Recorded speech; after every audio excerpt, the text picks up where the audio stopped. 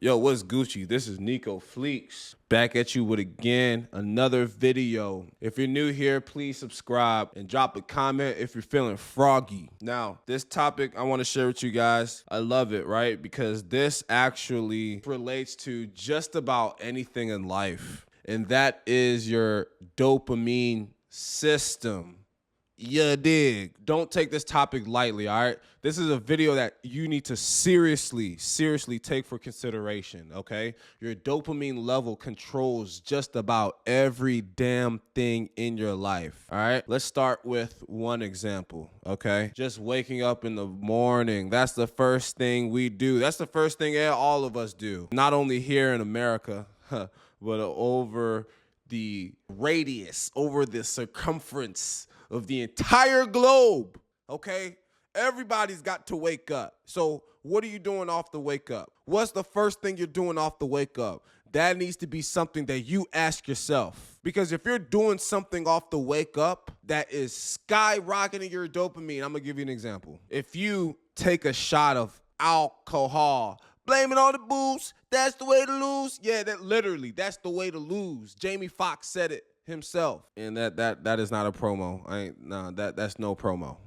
But anyway, you need to check the first thing that you do off the morning wake up, yo, because if you do anything that is particularly dopamine inducing, for other words, if you're doing something that makes you feel good, that is external, any of this cheap stuff that you just do, like for example, drinking, smoking weed, if you watch, or should I say corn, if you watch corn, because we got to stay PG. We can't even be PG-13 with YouTube, but if you're doing any of these things that make you feel way too good off just some cheap stuff, yo, you're screwing up your dopamine levels, and it's causing it to be exceedingly harder for you to feel good just living. You ever hear somebody say, man, I'm high off life? I remember when I was a kid, I used to hear somebody say that, I'm high off life. I used to be like, that is the dumbest thing I ever heard in my life. How are you high off life? How are you high on something that is not a substance, right? Because life, as I know it at least, is not a substance. So how are you high off something that's not a substance, first of all? But then as I grew older, I realized, like, you don't have to have a substance to be high, right? You can truly just be living in God's glory so hard that you just feel so elevated, like you've ascended into a whole nother echelon of feeling. You feel so high, you don't need a substance for it. Let me tell you a way that you can be high off life, okay? A great way that you can be high off life is engaging in expensive dopamine, not cheap dopamine. I ain't talking about drugs. I'm not talking about substances. I'm not talking about degenerate activities like watching porn, or going to the midnight club, or, you know, all of these things that we like to do in order to make ourselves feel good momentarily, okay? Because I realized something. Momentary feel-goods, temporary feel-goods that don't come with much of a cost, off rip, tend to be the feel-goods that might cost you in the future. For example, if I buy a bottle of alcohol, it feels good at the moment, but it messes me up in the future. The close future, too. I might wake up the next night or the next morning.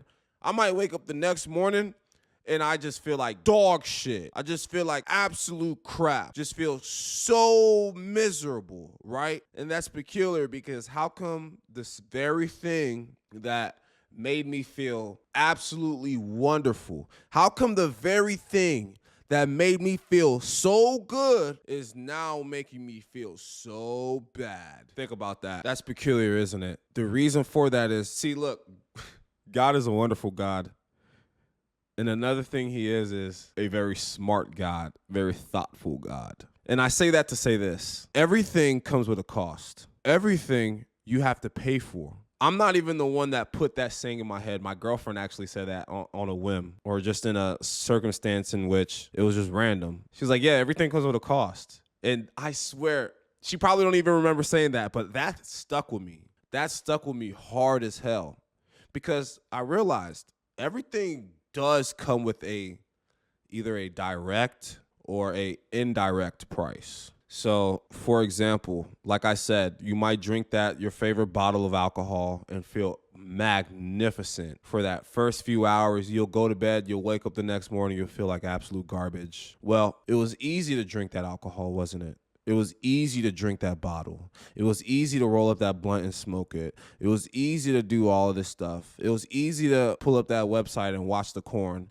And it felt good at the time, didn't it? But then it felt bad afterwards. Well, what about conversely? What about on the other end of the spectrum?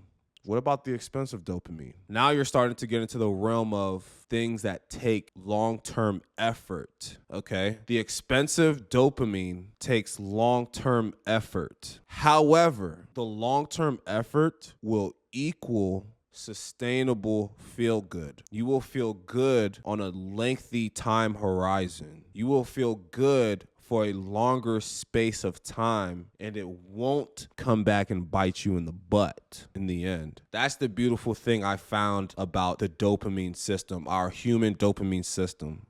When we engage in things that make us feel good easily, it hurts us in the end. But when we engage in the things that makes us feel good in a harder way, like it's harder to achieve this feel good, it turns out to be sustainable and even longer lasting and even a more feel good. Like it feels even more good. For example, if you're on a fitness journey and maybe you start off at a point where you're not too happy about your body weight, you might look in the mirror and say, man, I'm a little bit flabbier than I would like. It sucks to put in that effort when you're basically starting at square one.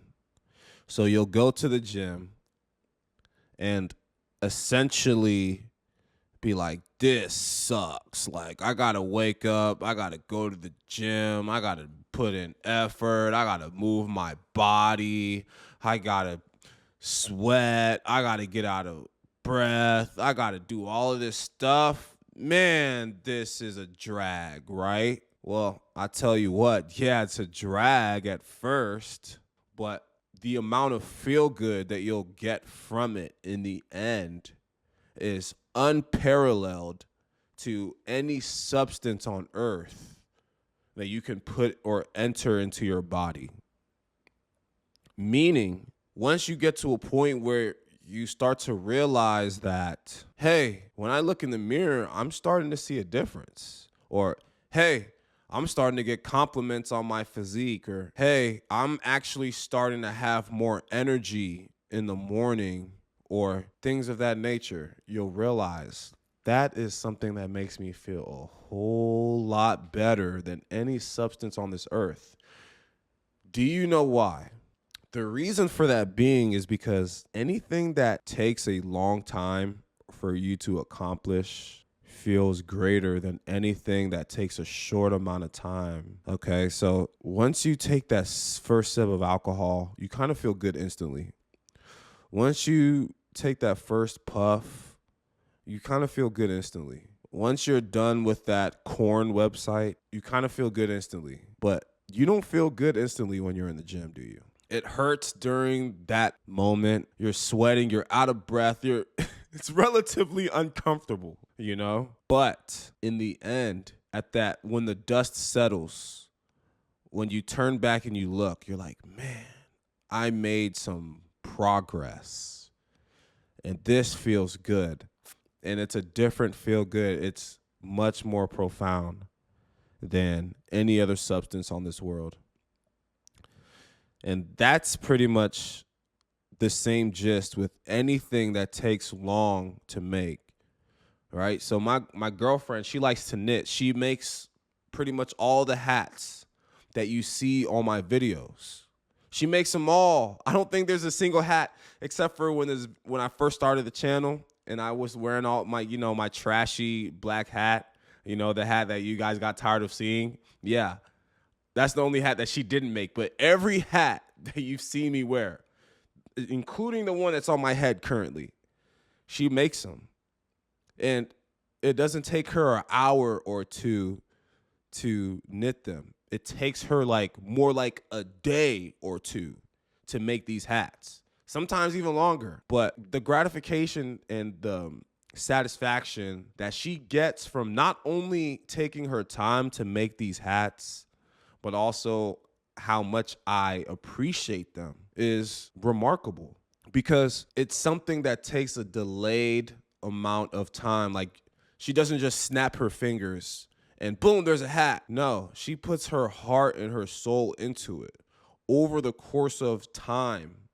And once it's finished, it feels so incredibly good for both of us. That's another reason why delayed gratification is better than any instant rush you can get through any substance. So that's 2 examples.